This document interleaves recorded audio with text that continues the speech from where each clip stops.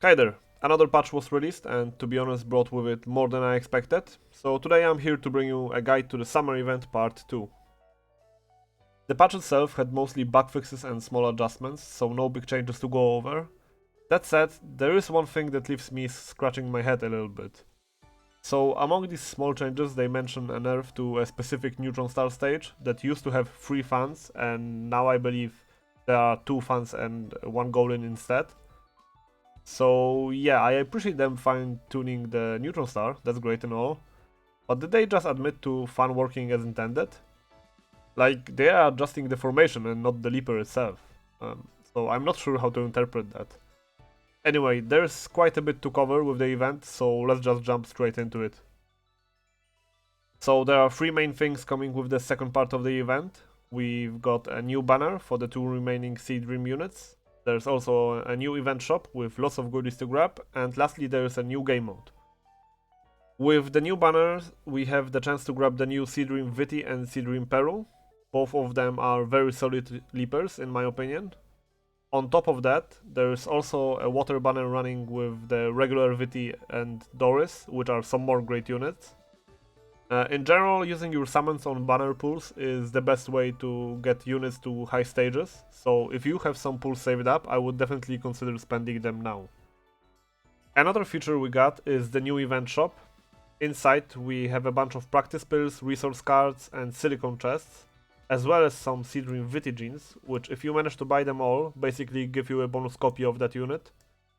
It's interesting to notice that in this shop the resource cards are the 8-hour variant, and all of them are in fairly high quantity, so buying out all of the shop will grant you a ton of resources and can definitely speed up your progress. Now, to buy anything you need the new event currency, which are the blue coins, and the way to get them is completing the new game mode. As of now, each run of the adventure gives at maximum about 190 to 200 blue coins, so it's quite a lengthy grind to buy out everything. Before we start talking about the adventure itself, let's quickly go over the things on the main screen. Starting with the top left, we have the adventure only window, which is just an explanation of the new Sanity mechanic that you will encounter in the event. Next to the window we have the exploration growth, which is a skill tree in which you can spend another event currency, the green coins. And just as with the blue coins, you get a certain amount of them each time you finish an adventure. Now there is a confirmed bug here. The text says enemies, where it should read increases. So just to clarify, the upgrades that you unlock here are bonus stats to your leapers and not the enemy. Next to the shop window we have the seaside trip, and if we click on it, it will send us to the battle pass. Now this might be a little bit confusing, but there is actually a point in this. If we go to the past tasks, we can find 2 new tasks related to the event. There are 2 secret endings to the adventure, and the first time you complete each of them, it will grant you either 10 practice pills or 1000 diamonds. As of now, I only managed to find one of the alternate endings, with the other one still being a secret to me. As far as I know, no one has managed to crack the source of the mutation ending, but I will do a follow-up video once that info drops. Who knows, maybe the ending is bugged right now.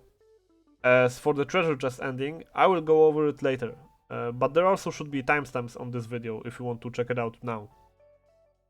Okay, so for the adventure itself, the game mode is a roguelike event crawl where you try to pass 4 randomized levels. After the boss fight at the end of the 4th level, you will receive a bunch of blue and green coins to spend in the event shop and this new skill tree.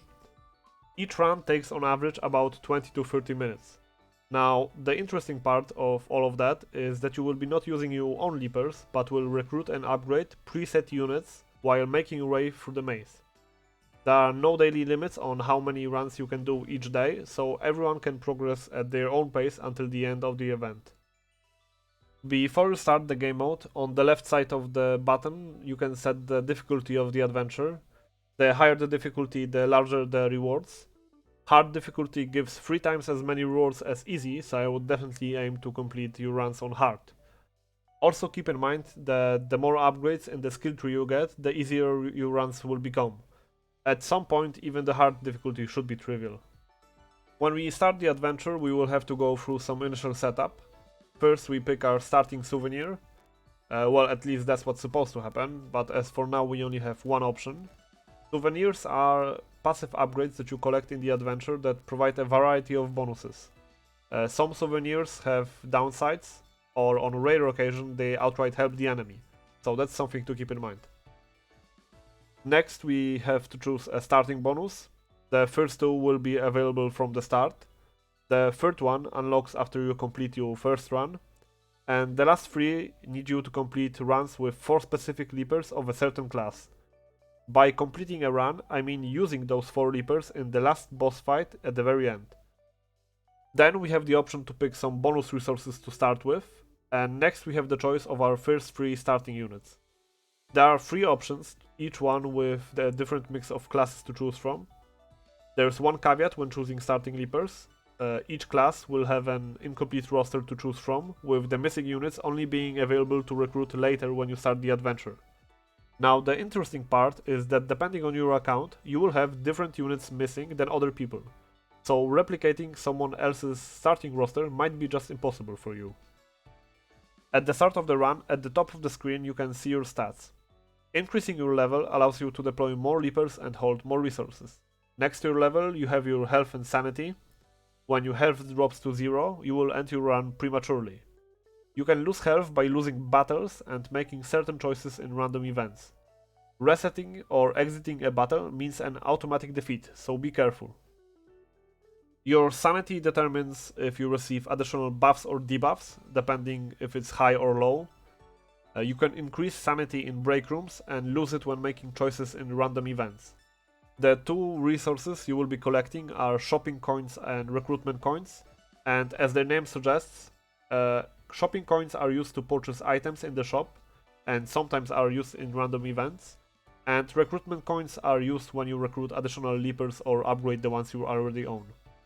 When trying to make your way through the maze, keep in mind not every room is connected to each next one, so choose your path carefully.